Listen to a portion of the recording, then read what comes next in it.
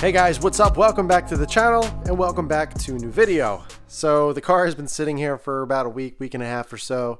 I've been driving the truck. I got the car cleaned and the weather has been pretty darn cold in the morning, in the 20s right now. So, driving on some Falcon RT660s in 20-degree weather obviously is not recommended. So I've been keeping the car home.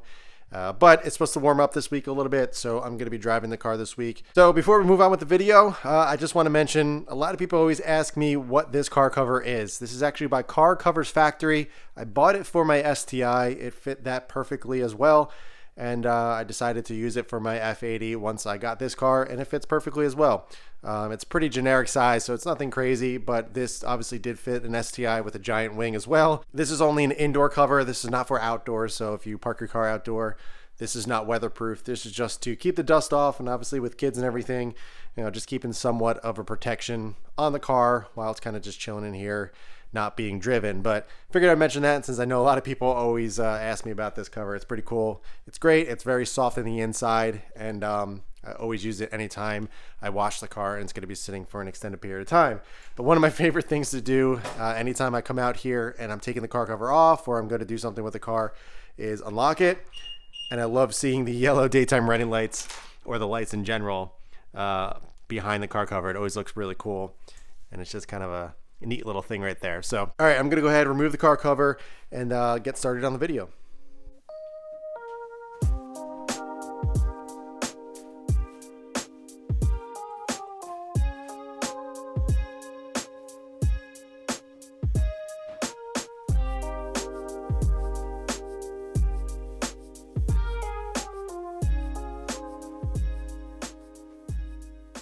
All right, so let's get started on the video. Now, something that I wanted to do on this car once I put the TE37s on is fine-tune the fitment. Now, the fitment is pretty darn good. The rear, honestly, is perfect. There is no need to make any adjustments.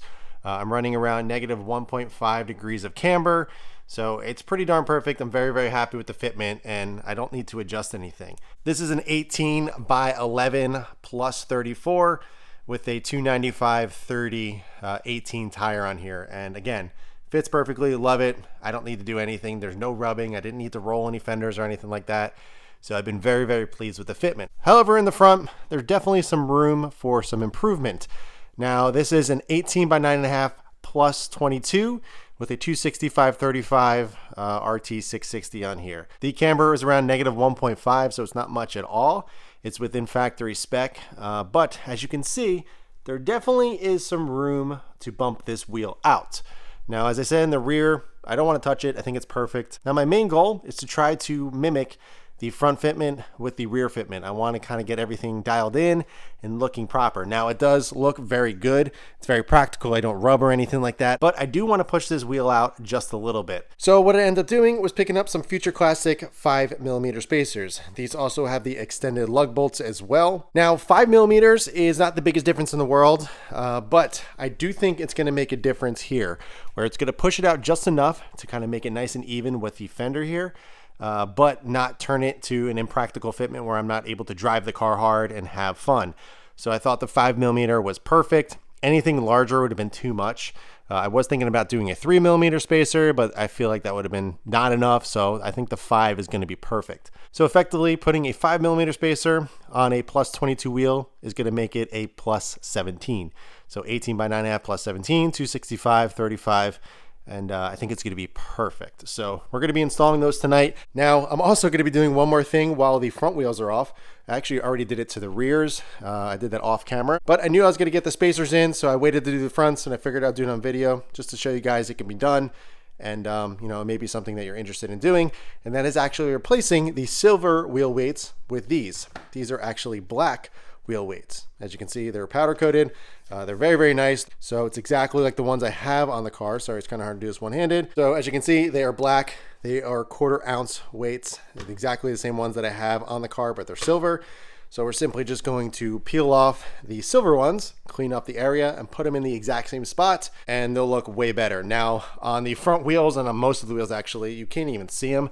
They're actually behind the rotor, the back of the wheel. But knowing that they're silver and I have the black ones, I might as well change it up and make it look cleaner. Now, I'm not sure why I never thought of this, but when I'm getting my tires mounted on new wheels, I'm just going to bring this set of wheel weights, because most of the time my wheel place that I get them done at, getting mounted and balanced, they never have black wheel weights, or they're out. So from now on, I'm just going to bring my own and just say use these, because now I won't have to do this in the future. I don't know why I never thought of that. But either way, it's really simple. I did it to the rears, knocked them out in probably like 10 minutes. And I figure while the wheels are off, we're going to do that. So let's go ahead. Let's get started. I'm actually going to do the passenger side on camera, show you the differences and everything. I'll do the driver's side, probably just do a time lapse or off camera. We'll see. And then go from there. But I want to get some pictures so you guys can see what it looks like now. And then we can do an after so you can see the difference. All right, so I actually already did the driver's side. I'm gonna do a time lapse on that one, but I'm gonna show you, step by step how to do it on this one. But I just wanted to show you the difference real quick. So here is the passenger fitment. And then we move over to the driver fitment. That is perfect. So super, super happy. I decided to go with the 5mm. Obviously the car has to settle a little bit since it was just jacked up, but very, very, very happy. I decided to go with the 5 instead of the 3. But I mean, oh, that is on the money, perfect. I'm going to be driving the car tomorrow, so I'm going to wrap the video up tomorrow afternoon. Once I get some seat time with the new spacers, make sure there's no rubbing or anything weird going on, which there shouldn't be. There's still plenty of clearance in terms of the actual fender here. I got enough camera going on, so we should be a-okay. But man, oh man, look how perfect that is. So if you want the most perfect stance for these wheels, I definitely recommend throwing a 5mm on there. But all right, so now that you saw that and now that I'm very, very happy, let's go ahead and jump over to the passenger side, get that knocked out, show you step by step how to install the Future Classic spacers.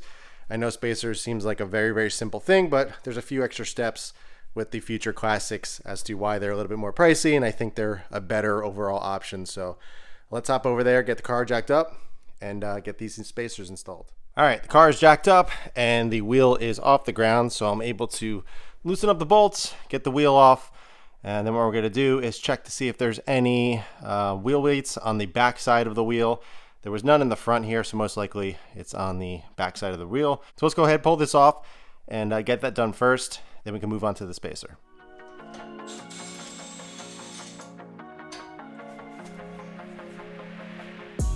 Man, I can't stand these rotors. These things get so rusty. Even using my rust preventative that I spray on the rotors after a wash, no matter what, these just get so ridiculous after a wash. So maybe I'll be looking into some new rotors, because this is driving me nuts, because literally as soon as I pull out of the driveway, these things cover my wheels in Cheeto dust. It just looks ridiculous.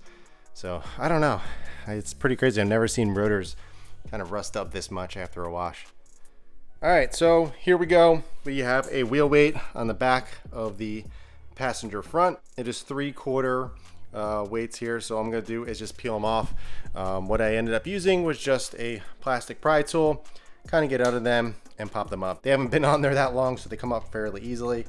So as you can see, I'm just doing that and then getting the rest of the adhesive off, cleaning up and putting it back in the exact same spot. So obviously, if you want to be really, really cautious, you can tape this out.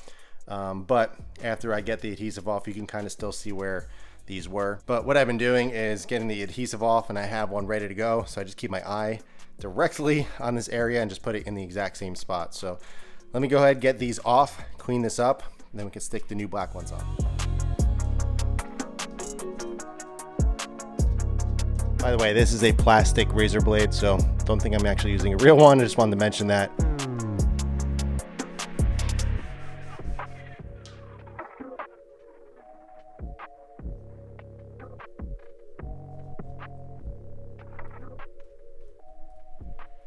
All right, black wheel weights are on. We're good to go. So now we can actually move over to installing the spacer.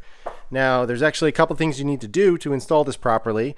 One of which is actually removing these 5mm Allens. These actually hold the rotor onto the hub. And the reason why we're removing them is because the Future Classic spacers actually comes with new ones. And the reason for that is because when you install this, these actually go through the spacer, so it centers it on the hub.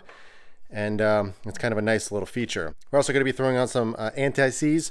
I do have the little hubs painted. I did that when I installed the TE37s because I didn't want the rusty and silver hub showing because I'm not running center caps on these. So I'm still putting the anti-seize on even though it's painted and I shouldn't run into any issues. But all you're going to do is put the anti-seize on the tops of the hub around here.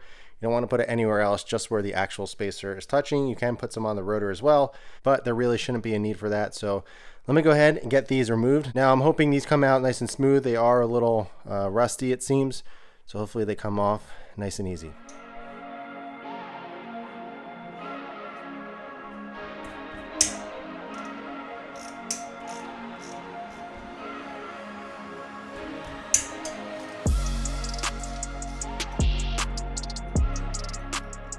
All right, so they came off nice and easy. On the driver's side, I had an issue with one, but these came out no problem. So as you can see, 1 and 2, not a problem.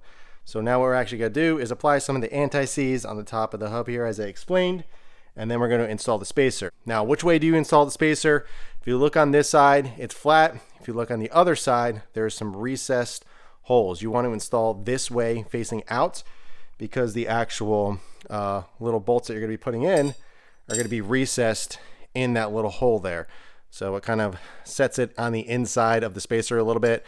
Now there's clearance on the back of the wheel for this, so it's not going to have any issues bolting right up to this. Look on the back of the wheel, you can see these etched out right here. That is actually right where the little bolt goes, so it clears it no problem, and we should be good to go. So let me go ahead and throw the anti-seize on, throw the spacer on, then we can go ahead and throw the extended bolts that came with the 5mm spacers on the car, and we should be good to go.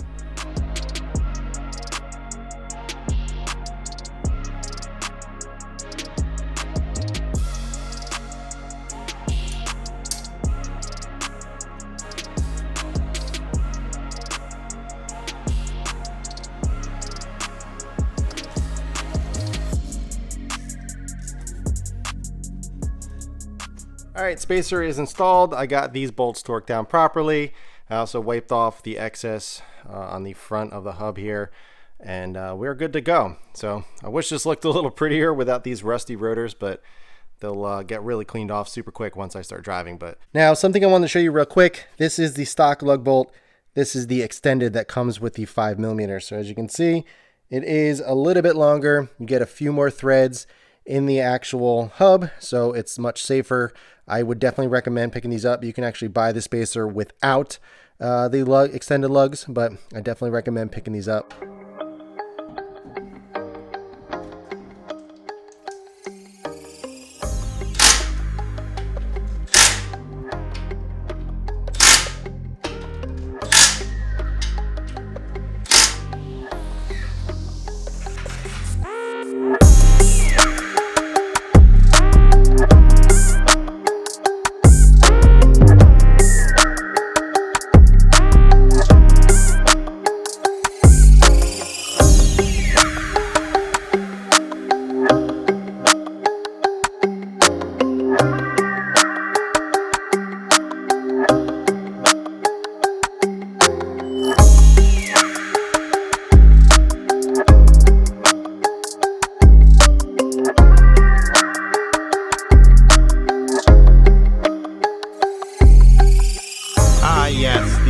Change, but it makes the biggest difference. Again, the car has to move to settle a little bit just because it was jacked up, but man, that is absolutely perfect. I love where that wheel is sitting. You can see the tire just at the fender, and man, super thrilled. I was like back and forth. I was kind of stressing about whether to go with the 3 or the 5, but I think the 5 is the way to go.